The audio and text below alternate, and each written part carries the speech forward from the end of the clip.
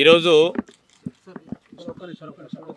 పెద్దలు మా Telangana Pradesh Congress committee incharge secretary గారు దీపాదాస్ మున్షి గారు పిలుపు మేరకు అదేవిధంగా పెద్దలు మా సీనియర్ నాయకులు జీవన్ రెడ్డి గారు ఢిల్లీకి రావటం, నేను మా సోదరులు లక్ష్మణ్ కుమార్ గారు మరి కేసీ వేణుగోపాల్ గారి పిలుపు మేరకు ఇక్కడికి వచ్చి వారితోని కలవటం జరిగింది.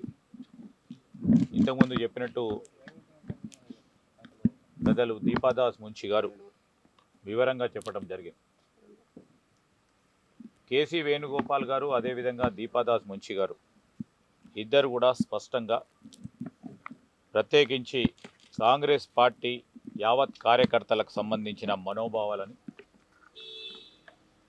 కొన్ని సందర్భాల్లో మనస్తాపానికి గురైన కార్యకర్తలు నాయకులందరి గురించి కూడా కాంగ్రెస్ పార్టీ ప్రధాన ధ్యేయం, మరి వారందరినీ కూడా కుటుంబ సభ్యులుగా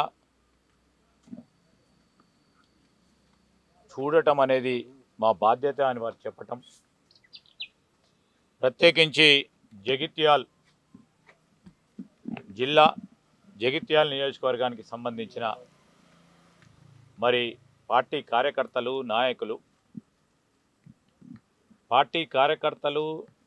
నాయకులకు సంబంధించి పెద్దలు జీవన్ రెడ్డి గారు వారు పడిన మనస్తాపానికి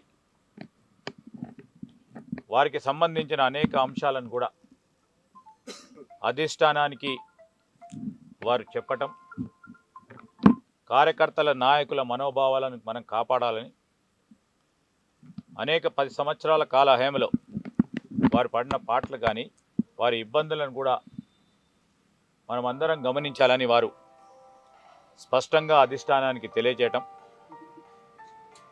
అధిష్టానం కూడా తప్పకుండా పెద్దలు జీవన్ రెడ్డి గారు చెప్పిన సలహాలు సూచనలు మేరకు ఆ జిల్లాకు సంబంధించి, ఆ నియోజకవర్గానికి సంబంధించి, రాష్ట్రానికి సంబంధించి కూడా పార్టీ పటిష్టకు సంబంధించి వారి సలహా సూచనల మేరకే ముందుకు నడవటం జరిగే కార్యక్రమంలో ముందుంటామని వారు చెప్పడం జరిగింది. నేను దీపాదాస్ మున్షి గారికి, కేసీ వేణుగోపాల్ గారికి కూడా వారు ప్రత్యేకంగా పెద్దలు జీవన్ రెడ్డి గారిని ఇక్కడికి రమ్మనడం, వారు ఎన్ని ఇబ్బందుల్లో వారు కూడా మనస్తాపానికి గురై కేవలం అధిష్టానం పిలుపు మేరకు ఒకటే మాటతో వారి ఇక్కడికి రావటం అనేది ఈరోజు వారికి పార్టీ పట్ల ఉన్న నిబద్ధత, వారికి పార్టీ పట్ల ఉన్న క్రమశిక్షణ స్పష్టంగా కనబడతా ఉంది.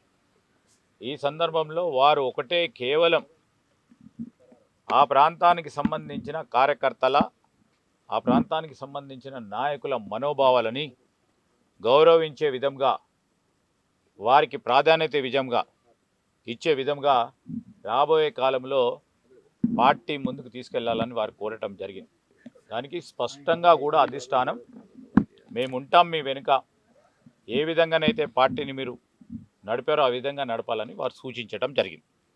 ఇతర పార్టీ వాళ్ళకి ప్రాధాన్యత ఇస్తున్నారు, పార్టీలో ఉన్నవారికి సార్ ఇప్పుడు పార్టీని బలోపేతం చేసుకోవడం కోసం పక్క పార్టీల నుంచి వచ్చే వాళ్ళని చేర్చుకోవడం అనేది దేనికి సంకేతం అంటే ఈరోజు వాళ్ళని అడగకుండా పార్టీలో జాయిన్ కావడానికి ఇది జాతీయ పార్టీ. ఎవరైనా మేము వచ్చి జాయిన్ అవుతామంటే వద్దు అని పొమ్మంటామా? దానికి సంబంధించి కూడా ఈరోజు పార్టీలో పనిచేసిన కార్యకర్తలు, అందుకోసమే అధిష్టానం కూడా స్పష్టంగా ఈరోజు చెప్పడం జరిగింది.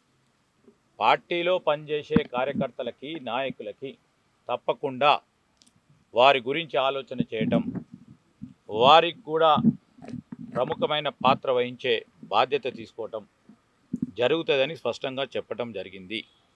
ఆ భాగంలోనే ఈరోజు పార్టీ రాబోయే కాలంలో పటిష్టపరిచే కార్యక్రమానికి విషయంలో కూడా ఒక స్పష్టతమైన వైఖరితో ముందుకెళ్ళటం జరుగుతుంది. రాజ్యాంగం ప్రజాస్వామ్యం గురించి మాట్లాడే కాంగ్రెస్ పార్టీ ఇతర పార్టీల నేతలను చేర్చుకోవడం, అక్కడ ప్రజాస్వామ్యం ఉంటుందో మరి అట్లా ఉంది కదా. ఈరోజు ఆ ప్రశ్న అడిగేవాళ్ళు చాలామంది, ఆ ప్రశ్న అడిగేవారు చాలామంది, మీరు కాదు ఇతర పార్టీలకు సంబంధించిన వారు ఒక్కసారి వారంతటా వారు ఏం చేశారో ఒకసారి వారు అడుక్కోవాల్సిన అవసరం ఉంది. వారు అడిగేటప్పుడు వారికి కొద్దిగా నైతికత ఉండాలా. వారు చేసిన కార్యాచరణ ఏంది, కార్యక్రమాలు ఏంది, 10 సంవత్సరాల కాలంలో మా కాంగ్రెస్ పార్టీని ఏ విధంగా చీల్చి మా కాంగ్రెస్ పార్టీని ఏ విధంగా నష్టపరిచే కార్యక్రమం చేస్తూ బలహీనపరిచే కార్యక్రమం చేసి వాళ్ళే మళ్ళీ తిరిగి మాట్లాడతామంటే దయ్యాలు వేదాలు ఆ పలికినట్టుంది. పార్టీలకి కాంగ్రెస్ పార్టీకి తేడా ఉండాలి కదా సార్ కొంచెం. తేడా డెఫినెట్లీ కనబడతాం. మార్పు అనేది ఖచ్చితంగా చూపెడతాం. ఈరోజు కాంగ్రెస్ పార్టీలో ఎవరైనా వస్తాము అంటే వస్తాము అని అంటే రాజీనామాలు ఏం చేసి చేద్దాం. తీసుకోవచ్చు కదా వాళ్ళని. అదొకటి మేము తీసుకుపోయే కార్యాచరణలో కార్యక్రమం భాగంలో ఏ విధంగా ఉంటుందో ముందు ఆలోచన చేద్దాం. Right, thank you sir. Sir Sonia Gandhi Rahul Gandhi sir మిమ్మల్ని అధిష్టానం